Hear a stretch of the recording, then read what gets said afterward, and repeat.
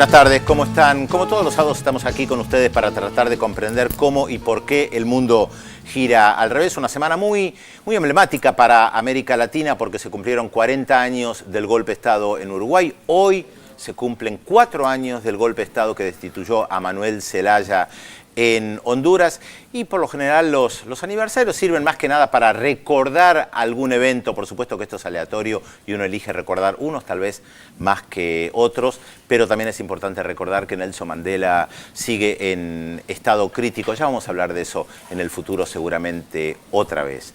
Y vieron algunas imágenes al comienzo del programa, esa edición de imágenes de violencia que tiene que ver con protestas globales. Vamos a tratar de analizar qué puntos en común hay entre la Plaza Tahrir en el Cairo, la Plaza Taksim en Estambul, las protestas de los estudiantes chilenos, Occupy Wall Street. ¿Tienen algo en común? ¿Brasil se cuela? ¿No lo tienen? Les preparamos un informe, después lo vamos a conversar.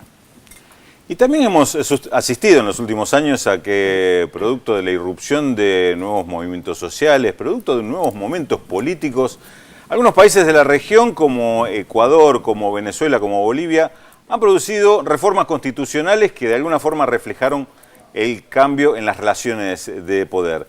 Hoy el gobierno de Brasil, de Dilma Rousseff, plantea una reforma política, también a raíz de una nueva situación en cuanto al contexto social, en cuanto al escenario político y social que parece también haber cambiado. Vamos a estar analizando este fenómeno y estos fenómenos y la relación que tienen entre ellos con Raquel Gutiérrez Aguilar. Ella es una socióloga e investigadora mexicana, pero que viene desarrollando un trabajo también de investigación muy profundo en Bolivia. Y vamos a estar hablando, tratando de entender parte de este proceso y qué es lo que se puede esperar de estos cambios. Y el canciller norteamericano John Kerry está viajando por Oriente Medio. Esto es un buen pretexto para rever un poco, hacer el balance de cómo está la situación entre Israel y Palestina y también ver la situación interna en Palestina. Acaba de renunciar el primer ministro, no hay acuerdo con el presidente Abbas. Esto produce obviamente una nueva crisis. Vamos a tener un informe sobre eso. Con distintos contextos políticos y sociales, las diversas protestas populares en diferentes puntos del planeta tienen varias cosas en común que los identifican. Si nosotros rompemos los bancos, es porque hemos reconocido el dinero como causa central de todas nuestras desgracias. Si rompemos los escaparates, no es porque la vida sea cara, sino porque la mercancía nos impide vivir a cualquier precio. Si rompemos las máquinas, no es porque queramos defender el empleo, sino atacar la esclavitud. Si nosotros atacamos a la jodida policía, no es para hacerla salir de los barrios, sino para hacerla salir de nuestra vida. Madrid, Nueva York, Estambul, San Pablo. Las locaciones cambian, pero los medios nos ofrecen lo que parece ser un paisaje similar. Miles de activistas, mayoritariamente jóvenes, marchan u ocupan con determinación espacios públicos sin líderes o portavoces claramente identificados, portando pancartas caseras con una amplia variedad de consignas y demandas dirigidas, en cada caso, al poder político a cargo del Estado. Tienen algo en común: la exigencia a un gobierno islámico de centro-derecha de preservar una plaza pública, una protesta anticonsumo y contra las instituciones financieras en el centro neurálgico del capitalismo mundial, y las demandas a un gobierno latinoamericano de centro-izquierda por una suba del transporte público y los gastos de remodelación de estadios para la Copa del Mundo. Los contextos sociales y políticos no podrían ser más distintos. El núcleo duro de los manifestantes exhibe algunos rasgos comunes. Son en su mayoría jóvenes, pertenecen a las clases medias y medias altas, poseen educación universitaria, utilizan las redes sociales como principal herramienta de activismo y no están organizados jerárquicamente. Sus acciones también tienen similitudes. Concentraciones sorpresivas, sentadas, ocupación temporal de plazas y otros espacios públicos, lo que puede incluir acampes más o menos prolongados, marchas hacia lugares simbólicos de las ciudades en las que viven, ánimo asambleario.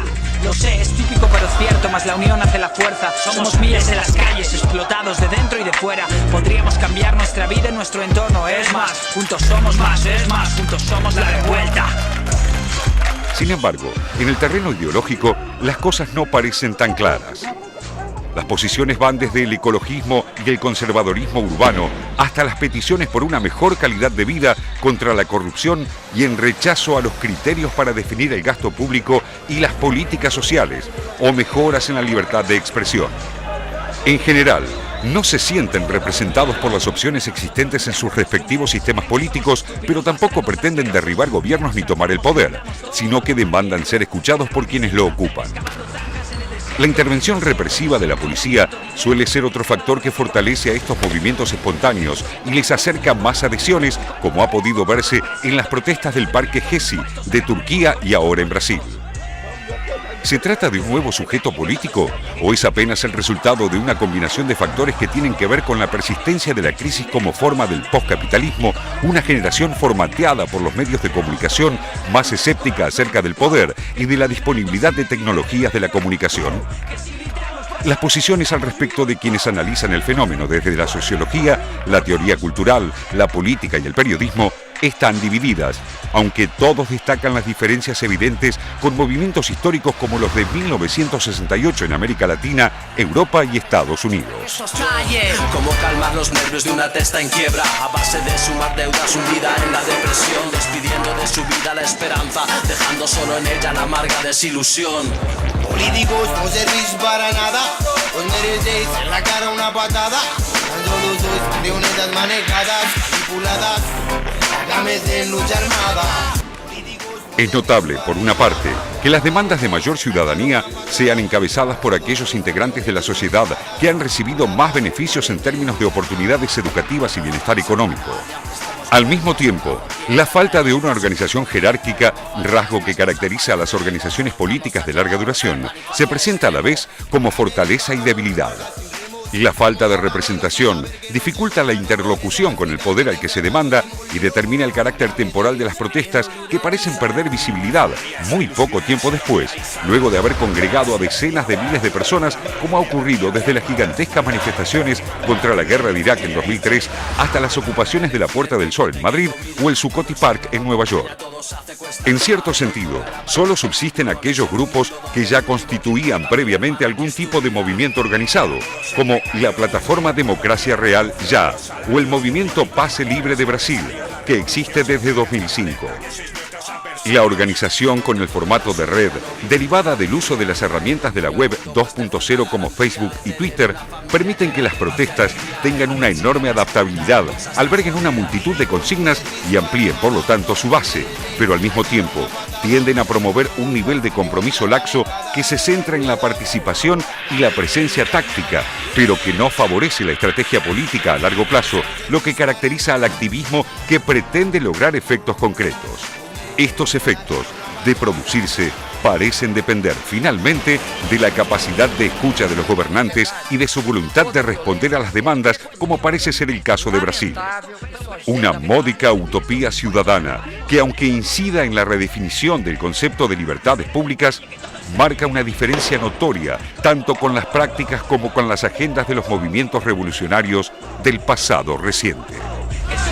Para saber que estamos vivos, ¡pum! Si grito fuerte es por mí, por vos. ¿No? Porque estoy pensando que por ahí una de las diferencias de estos movimientos es justamente que descree de la militancia organizada y mucho más todavía de la utopía o de la voluntad, del deseo de cambiar, de acceder al poder y de cambiar el poder que está en este momento por otro, o sea, cambiar el mundo. Sí. Esto está totalmente, digamos, desplazado, descreído. Entonces lo que me pregunto es cómo se puede hacer un cambio sin creer que se puede cambiar lo que está ahora. Si no es a mí no me parece que no haya utopía. Claro, a mí no me parece que no haya utopía. Yo creo que sí hay utopía. Lo que pasa es que esa utopía no parecería querer ser canalizada por las vías tradicionales. Claro, lo que descree es, me parece, fundamentalmente de las organizaciones políticas que hoy pretenden representar. Organizaciones políticas, me refiero no solo a partidos políticos, me refiero a sindicatos y todo tipo de organizaciones formales o institucionales que evidentemente son las que son rechazadas. Lo demás es muy complejo porque si uno analiza estas movilizaciones, estas manifestaciones se te van a encontrar con muchos trabajadores, con muchos estudiantes, seguramente mayoritarios, pero que no se sienten representados en sus organizaciones, que serían las que deberían aglutinarlas, ¿no? Es como que se sienten más cómodos reclamando en multitud, encontrando coincidencias para ese reclamo, que en la pertenencia. Digamos, claro. El tema de la pertenencia pareciera ser que es lo hay pertenencia. Esa otra pertenencia. La pertenencia formal a esa claro, la que vos asociación. señalabas, partidos, sindicatos, no, hay otra pertenencia. Claro. Que hay que ver cómo se ¿Y construye. no creen que esto es justamente producto de, digamos, un producto clásico del neoliberalismo? Digamos, el neoliberalismo que presenta al Estado como que no sirve, a la política como que no es la vía, que está todo podrido, que son todos corruptos, que no es la vía para cambiar el mundo o para cambiar, por ejemplo, el caso de los estudiantes chilenos, cambiar la educación, cambiar la constitución pinochetista. ¿No es un producto meramente neoliberal? No, no necesariamente. Yo creo que inclusive podría ser todo lo contrario, porque ¿cómo se construyen las revoluciones? Sí, con la manifestación y con la emergencia. Lo que te está marcando esa emergencia, esa movilización, es que hay algo que no está resuelto. Sobre todo si aparece, digamos, estamos analizando sobre todo en el caso que aparecen sobre procesos de cambio, digamos, gobiernos progresistas, esto no solo Brasil, pero podemos tomar otros ejemplos. Bueno, en Bolivia está pasando, hay movilizaciones, hay comunidades, hay manifestaciones frente a un gobierno progresista que indudablemente está haciendo cambios. Bueno, ahí aparece un hecho que por lo menos tiene que llamar la atención de que algo que está pasando y no está resuelto. No es una vuelta al neoliberalismo ni una manifestación del neoliberalismo. Es algo que no está contenido. No es lo que dijo Telma. Telma Claro, dice, yo digo, esto es consecuencia claro, de políticas el neoliberales, de descreimiento. destrucción del Estado y destrucción de la política. El discurso Exacto. neoliberal destruía la política. El descreimiento es enorme que hay de que por por medio eso de la pero política Son todos no corruptos. podés... Son todos corruptos. Claro, pero si vos no crees que por medio de la política puedes hacer Si le- algún si le- cambio, pues en base a que ¿Y la dónde vas a se- hacer? La política tradicional.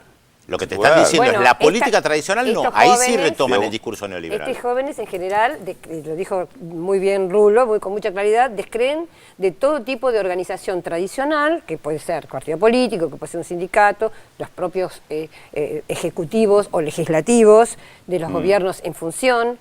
Entonces descreen, creen que por fuera de la política... No por fuera de lo político, por fuera del sistema de partidos políticos Hay una- tradicional mira, u organizaciones tradicionales. Esta No solo semana, políticos. esta semana estuvo en Buenos Aires Álvaro García Linera, el vicepresidente de Bolivia, y yo lo estuve escuchando en el Centro Cultural de la Cooperación, que es una charla espectacular en algunos de estos sentidos. Él marcaba, dice, y está hablando desde el gobierno de Bolivia, que está enfrentando algunas de estas movilizaciones, estas protestas, estos reclamos. Él dice, acá hubo un proceso de por lo menos 3 décadas en América Latina, donde los partidos políticos se han convertido en instrumentos casi profesionalizados, que los políticos pasaron a ser una clase en sí misma, donde se perdió el sentido de la participación popular en esos partidos, y prácticamente el partido político era un instrumento para llegar a ocupar un cargo simplemente, Claro. y hubo un alejamiento.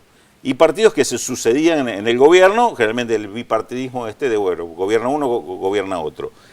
La emergencia de otro proceso distinto, los gobiernos distintos que están apareciendo en América Latina, decía también, es decir, aparecen cambiando ese sistema, pero todavía sin resolver muchos de estos problemas.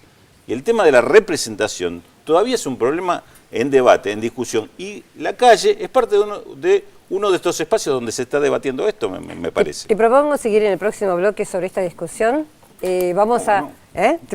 Sí, tenemos un programa especial hoy. Tenemos un programa muy especial. ¿Qué tal, Félix? ¿Cómo estás? Hola, ¿qué tal, Telma? Muy buenos días. Bueno, buenos días a todos. Hoy con un saludo muy especial a nuestros compañeros camarógrafos. Hoy se celebra su día, así que les agradecemos.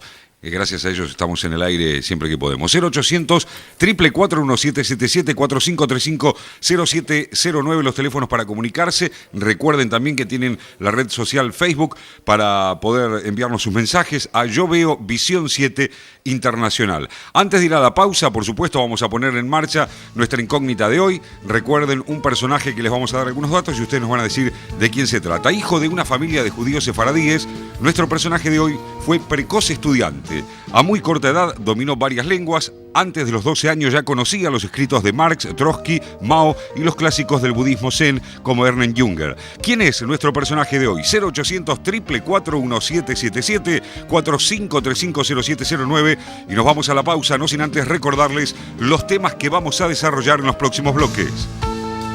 Procesos constituyentes en América Latina. Venezuela, Bolivia, Ecuador afrontaron en los últimos tiempos reformas constitucionales que marcaron un cambio histórico en las relaciones de poder.